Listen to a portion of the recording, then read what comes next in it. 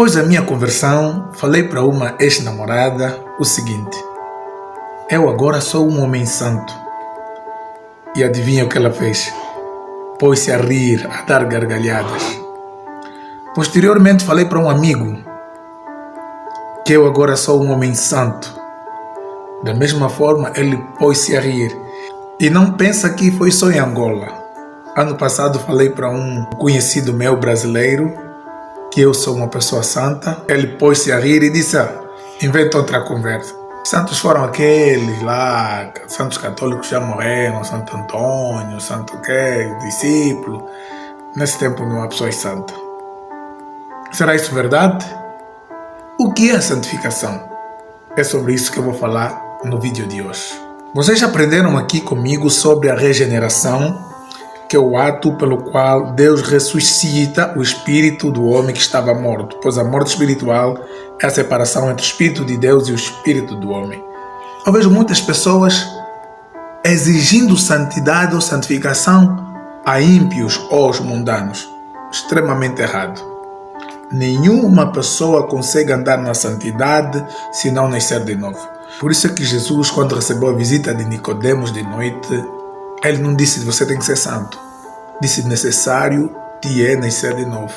Em verdade te digo que aquele que não nascer de novo não pode entrar no reino de Deus. Então a santificação começa com a regeneração.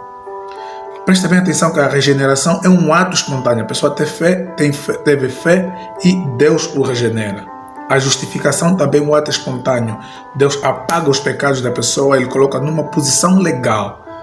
Já a santificação é um processo contínuo, pelo qual o Espírito Santo capacita o cristão a andar de acordo com os padrões divinos. Repito, nenhum mundano consegue andar de acordo com os padrões divinos. E a santificação, dizia Strong, é a cristianização do cristão.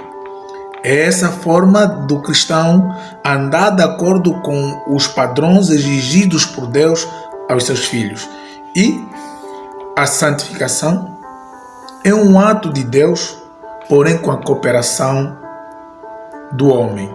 Você encontra na Bíblia textos como em 1 Tessalonicenses 5:23, em que Paulo diz: o mesmo Deus de paz vos santifique em tudo, em vosso corpo, espírito e alma.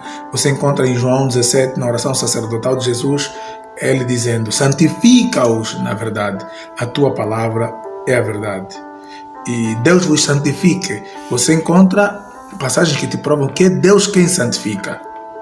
Mas também você encontra passagens que diz que sem santificação ninguém verá Deus. Sede santo porque eu sou santo. Então significa que a santificação é um ato pelo qual Deus capacita a pessoa a andar de acordo com os seus padrões. Porém, essa pessoa tem essa capacitação. Então não tem desculpa para andar fora dos seus padrões. Essa pessoa recebe um poder sobrenatural, não só no sentido dos seus pecados serem apagados, mas de vencer o pecado. Então nenhum cristão tem justificação diante de Deus de que não conseguiu ou não consegue vencer o pecado. A própria Bíblia diz: não veio sobre vós a tentação senão humana, mas fiel é Deus que não vos deixará ser tentado acima do que podeis suportar. Antes, com a tentação vos dará também o escape. Agora, o ímpio não tem escolha, nem tem arbítrio para escolher se deixa de pecar ou se peca. Ele está debaixo do pecado, andando segundo o curso deste mundo. Mas nós não. Paulo disse que pois pecaremos porque não estamos debaixo da lei, mas debaixo da graça? De modo nenhum. É a resposta: de modo nenhum. Como pois pecaremos? Nós que fomos libertos do poder do pecado. E João ainda diz: aquele que é nascido de Deus conserva-se a si mesmo. Você que se conserva, não peca, e a este maligno não lhe toca. Aquele que é nascido de Deus, repara, nascido de Deus é que é regeneração, nunca esqueça. Eu disse aqui que com a regeneração vem o quê? A santificação. Então, quando a pessoa nasce de novo, recebe a capacitação para andar de acordo com o padrão divino. Mas santificação não significa perfeição total. Continuamos imperfeitos, continuamos no caminho. Por isso é que a santificação é um processo. Estamos no caminho. Caímos, levantamos, prosseguimos, arrependemos, confessamos, andamos. Caímos, tropeçamos. Quando a Bíblia diz não peca, significa que você não leva a mesma vida de antes de você ter conhecido Jesus.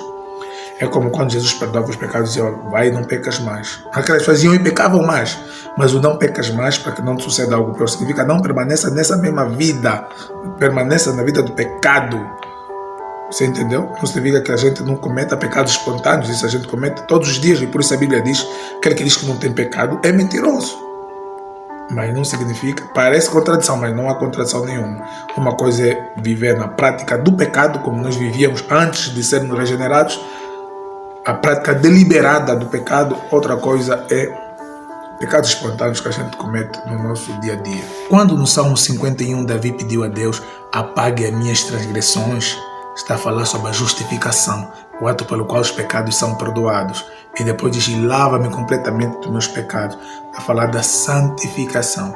Então, não esqueça, nós somos santos. Até porque santo significa separados para Deus, consagrados para Deus.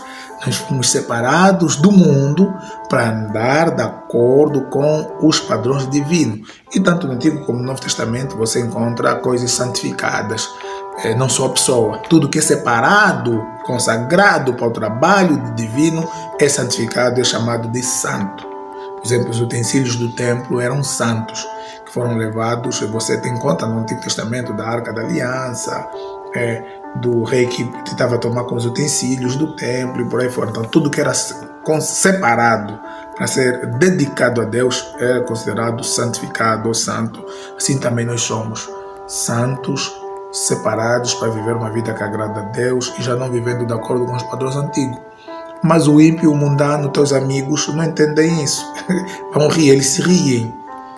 Eu tenho um amigo até que disse para mim o seguinte, os bandidos nunca mudam, só dão um tempo. Só que ele ficou esperando esse tempo e esse tempo nunca voltou, porque eu vivi verdadeiramente uma transformação. Deixa aí nos seus comentários sobre a tua experiência. Você é santo? Não se sente santo? Por que não? Teus amigos, o que acham de você? Que você mudou, que é só um bilingue que você está dando, é uma mentira, um bunglepang?